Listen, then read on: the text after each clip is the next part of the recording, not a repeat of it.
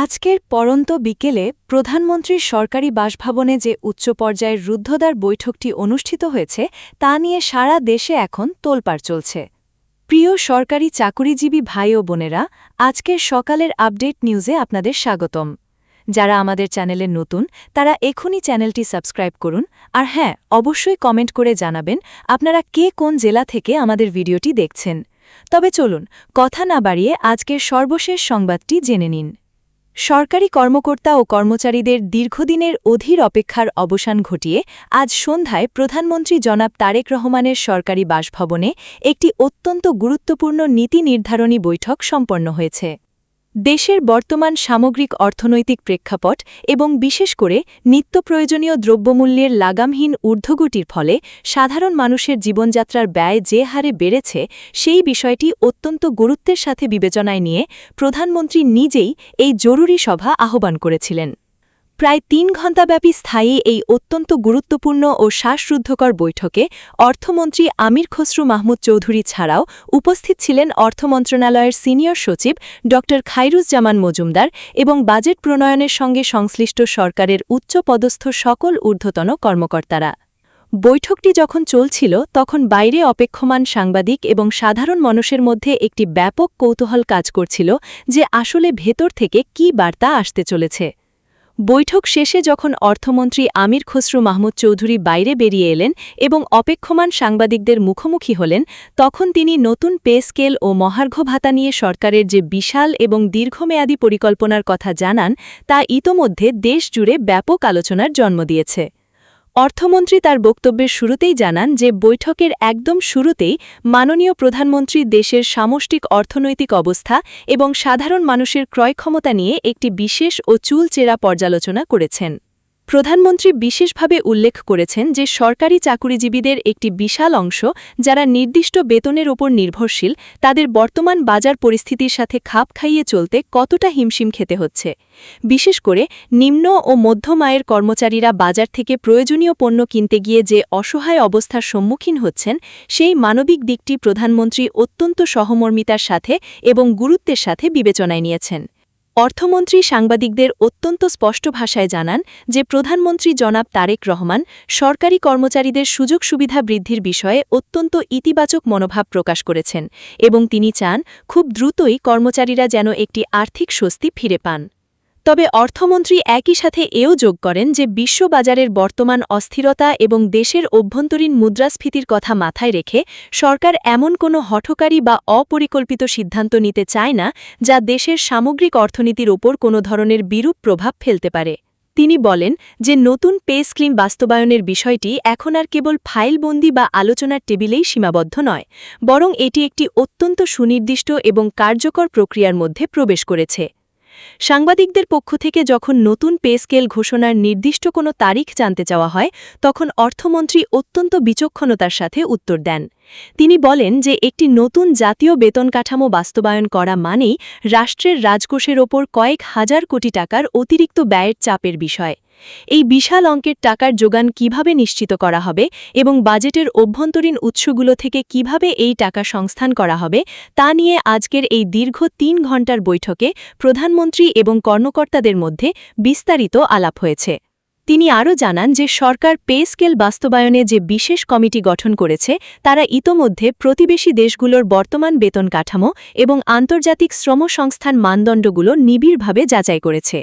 তবে অর্থমন্ত্রী একটি অত্যন্ত গুরুত্বপূর্ণ পয়েন্ট উল্লেখ করেছেন যে একটি পূর্ণাঙ্গ ও আধুনিক পে স্কেল বাস্তবায়নে কিছুটা প্রশাসনিক ও কারিগরি সময়ের প্রয়োজন হয়। এই অন্তর্বর্তী সময়ে কর্মচারীদের তাৎক্ষণিক কষ্ট লাঘবে কোনো বিশেষ ইনক্রিমেন্ট বা মহার্ঘ ভাতা দেওয়া যায় কিনা তা নিয়েও আজকের বৈঠকে প্রধানমন্ত্রীর সাথে অর্থমন্ত্রীর বিস্তারিত এবং ফলপ্রসূ আলাপ হয়েছে। অর্থমন্ত্রীর কথার মাঝেই ইঙ্গিত পাওয়া গেছে যে খুব শীঘ্রই পরবর্তী মন্ত্রিপরিষদ সভায় এই বিষয়ে একটি চূড়ান্ত খসড়া প্রস্তাব পেশ হতে পারে, যা দেশের সকল সরকারি চাকুরিজীবীর জন্য একটি মেঘ না চাইতেই বৃষ্টির মতো সুখবর হবে।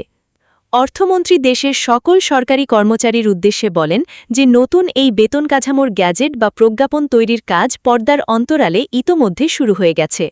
এবারের পে স্কেলের সবচেয়ে বড় এবং অনন্য বৈশিষ্ট্য হল যে এখানে নিম্ন গ্রেডের কর্মচারীদের জীবনযাত্রার প্রকৃত খরচ বিবেচনায় নেওয়া হয়েছে। তাদের জন্য আনুপাতিক হারে পূর্বের তুলনায় অনেক বেশি এবং অধিকতর আর্থিক সুবিধা নিশ্চিত করার জন্য প্রধানমন্ত্রী কড়া নির্দেশনা দিয়েছেন।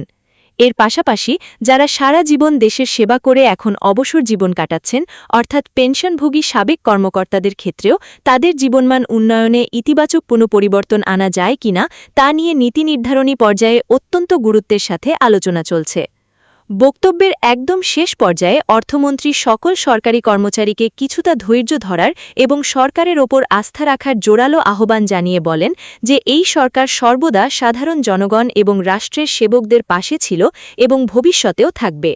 তিনি একটি বিশেষ সতর্কবার্তাও উচ্চারণ করেন যে সরকার যখনই বেতন বৃদ্ধির ঘোষণা দেবে তখন যেন দেশের অসাধু ব্যবসায়ী সিন্ডিকেট বাজারে কৃত্রিম সংকট তৈরি করে পণ্যের দাম বাড়িয়ে না দিতে পারে, সেই লক্ষ্যে বাজার মনিটরিং ব্যবস্থাকে আরও জোরদার করার জন্য প্রশাসনকে নির্দেশ দেওয়া হয়েছে। আজ সন্ধ্যার এই অত্যন্ত জরুরি এবং বিশেষ বৈঠক থেকে একটি বিষয় একদম দিবালোকের মতো পরিষ্কার হয়ে উঠেছে যে সরকার আগামী বাজেটের আগেই দেশের লক্ষ লক্ষ কর্মচারীদের জন্য বড় ধরনের কোনো একটি ঐতিহাসিক সুখবর নিয়ে আসছে।